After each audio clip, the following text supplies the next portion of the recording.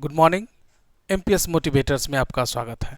आज हम फिर हाजिर हैं मैथ्स के एक वंडरफुल टॉपिक के साथ, जो कि बहुत ही ज़्यादा इम्पोर्टेंट है। पैरेलल लाइंस, समांतर रेखाएं, इसे समानांतर रेखाएं भी कहते हैं। वैसी दो रेखाएं जो आपस में कभी ना मिले उसे समानांतर रेखाएं कहते हैं। जैसे यहाँ पर पी क्यू और आर एस दो रेखाएं हैं। ध्यान से देखने पर पता चल रहा है कि ये आपस में कभी नहीं मिलेंगे, तो ये दोनों समानांतर रेखाएं हैं। वैसी कोई भी रेखा जो आपस में मिल जाए वह समानांतर रेखाएं नहीं हो सकती है। समानांतर रेखाएं के बीच में अगर एंगल का गणना करें तो 0 डिग्री होता है, अर्थात वे दोनों रेखाएं आपस में मिलती नहीं है, जिसके कारण उनके बीच के बनने वाले कोण 0 डिग्री होते हैं, 0 अंश के होते हैं, 0 डिग्री होते हैं। यहाँ पे पी क्यू और आर एस दो रेखाएं हैं जिसे एम एन एक त्रिअक्षेदी रेखा काट रही है। ट्रांसवर्सल लाइन है एम एन, और इस प्रकार 8 कोण का निर्माण हो रहा है। 1 2 3 4 5 6 7 8 यह कोण है जिसका नाम हमने अपने से 1 2 3 4 5 6 7 8 रख दिया है। यहाँ पे और भी कुछ नाम हो सकता है। आज के सेशन में हम चर्चा करेंगे कि इसमें से कोई भी एक कोण अगर हमें प्राप्त है तो बाकी के कोण हम कैसे ज्ञात करेंगे। जैसे मान लिए कि हमें एंगल 3 120 डिग्री पता है, एंगल 3 है जिसका मान 120 डिग्री है, तो बाकी के कोण कैसे निकालेंगे। तो पिछले सेशन में हमने जब ज्योमेट्री में पैरेलल लाइंस का चर्चा किया था उसमें बताया था अंतःकोण, बहिष्कोण, एकांतर कोण, संगत कोण, इन सभी के बारे में चर्चा किया था। उम्मीद है आपने उस वीडियो को देखा होगा। यदि नहीं देखे हैं तो डिस्क्रिप्शन में लिंक है, उसे जरूर देखें। आज फिर उसको ब्रीफ में चर्चा कर देते हैं। जैसे कि एंगल 1 2 7 और 8, यहाँ पे जो ये 4 कोण है अंदर की तरफ है, ये चारों अंतःकोण है। एंगल 5, एंगल 6, एंगल 4, एंगल 3 ये बाहर की तरफ है, बहिष्कोण है। अंतःकोण यानी इंटीरियर एंगल्स, बाहर के कोण बहिष्कोण यानी एक्सटीरियर एंगल्स। यहाँ पे हम कुछ नियम के बारे में फिर से रिवाइज करवाना चाहेंगे। एंगल 1 और एंगल 7, यहाँ पे कोण 1 और कोण 7, कोण 2, कोण 8, ये दोनों एकांतर कोण, 2 और 8 एकांतर कोण है, 1 और 7 एकांतर कोण है, और एकांतर कोण आपस में बराबर होते हैं। साथ ही दूसरा नियम है एंगल 2 और एंगल 7, एंगल 1 और एंगल 8, ये दोनों एक तरफ के अंतःकोण हैं। एंगल 1 और एंगल 8 को जोड़ेंगे 180 डिग्री आएगा, एंगल 2 और एंगल 7 को जोड़ेंगे 180 डिग्री आएगा।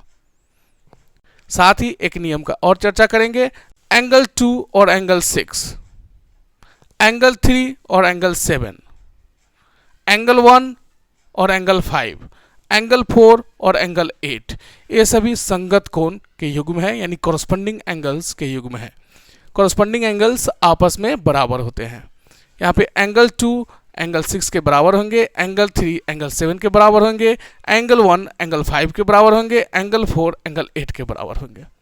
इस तरह हमने देखा कि एकांतर कोण आपस में बराबर होते हैं, जो कि है एंगल 1 एंगल 7 के और एंगल 2 एंगल 8 के। साथ ही हमने देखा कि संगत कोण भी आपस में बराबर होते हैं, एंगल 2 एंगल 6 के, एंगल 3 एंगल 7 के, एंगल 1 एंगल 5 के, एंगल 4 एंगल 8 के।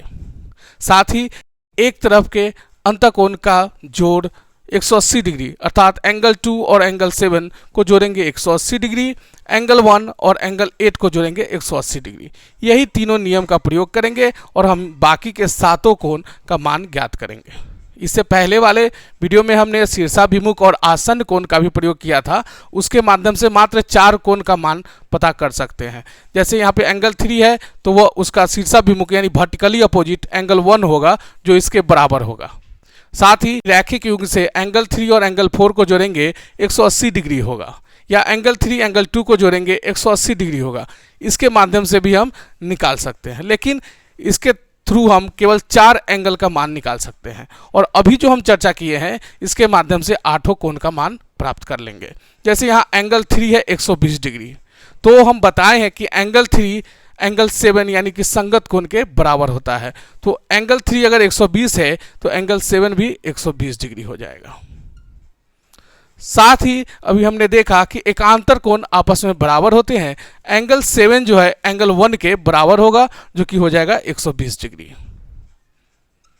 और यहाँ एंगल 1 और एंगल 5 दोनों संगत कोण है, कॉरस्पेंडिंग एंगल्स है, इसलिए यह भी 120 डिग्री होगा। इस तरह हमने देखा कि 4 कोणों का मान प्राप्त कर लिया। अब अंतःकोण की मदद से एक तरफ के अंतःकोण ट्रांसवर्सल लाइन के एक तरफ यानी 2 और 7, 1 और 8 एक तरफ के जो अंतःकोण है उनको जोड़ते हैं तो 180 डिग्री प्राप्त होता है। तो यहाँ 120 है तो यह हो जाएगा 60 डिग्री।